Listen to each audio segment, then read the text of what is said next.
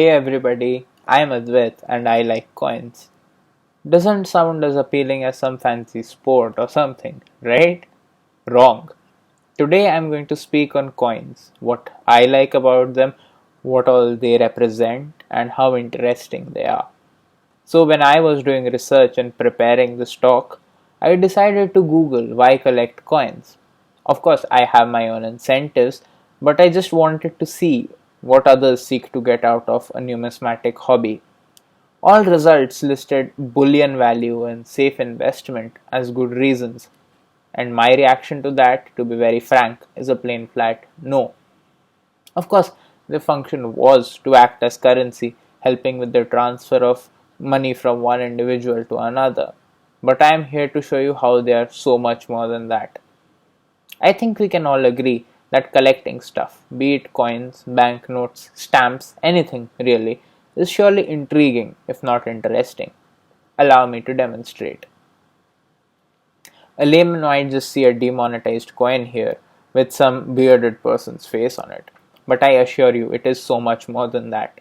When I see this coin, I see the culmination of some 400 odd years of European contact with us Indians. I see the battles of Plassey and Buxar. I see the 1857 uprising. I see the 1877 and 1911 Darbars. I see the British clenching India in their hands. I see the efficient way in which some seemingly harmless foreign trading company managed to subdue an entire subcontinent, much larger and much more populated than their own homeland. Now, let me show you how we can get to know so much from the seemingly plain old coin. Alright, so some basic terminology first here. Colloquial heads is the obverse side and the tails is the reverse. Of course, the most striking feature of this coin is that it shows George V, King Emperor on one side and the denomination on the other. We all know about the British Raj, so I wouldn't delve deeper. We also see the unit here being the Anna instead of the more common Paisa or the rupee. Of course, we don't use this unit anymore as it doesn't fit into the decimalized system, its value being a 16th of a rupee. But I'm pretty sure at least some of the Indian viewers would have heard of the Anna in old movies, songs, or even from their relatives. Moving on, we also see that different regional languages are present on the coin apart from the regular English and Hindi. Moreover, from the small raised bead on the reverse side underneath the Telugu text, we know that this particular coin was minted in Bombay. Lastly, the color of the coin is a mix of brown and silver, so it would be made of a copper nickel alloy. This is just the basic analysis of a random coin. What I personally find beautiful in the world of coins is the memories and stories linked to each and every one of them in a collector's album. I myself have many cherished memories from my trips to the coins I gathered from there.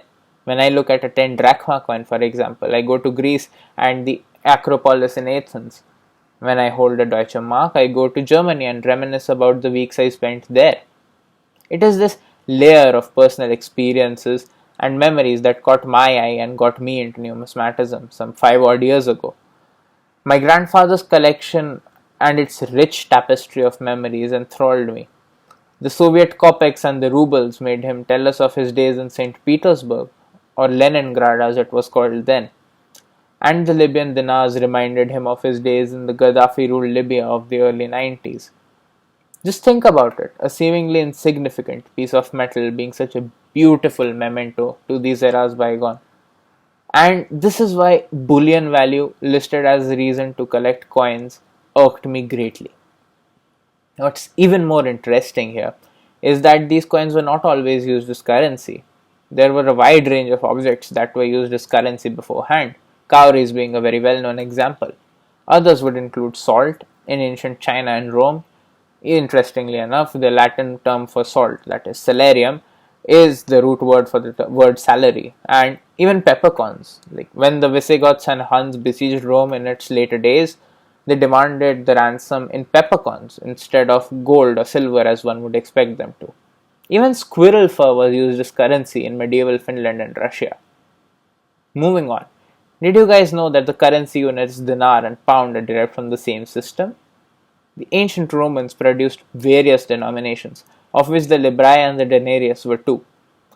The libri evolved into the pound, and that is where we get the stylized L as the pound symbol, and the denarius became the dinar.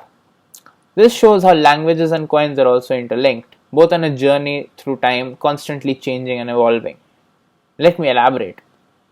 In earlier times, we used to have flexible language structures. Latin and ancient Greek did not have a strict word order like the subject object verb or the subject verb object that we are used to nowadays, as well as rudimentary currencies.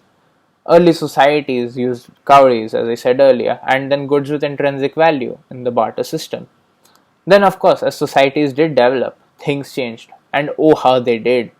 Just as we find certain words or phrases archaic and outdated, like thence and perchance, there are also certain media that have become outdated and are no longer used as currency. For example, we use cashless payment nowadays on a nearly daily basis, but as a century ago we didn't. I would like to think that both language and coins are on this journey through time, changing themselves to remain in the zeitgeist as we move ahead in time. Only the principles of economics govern how coins progress, while society as a whole determines the same for languages.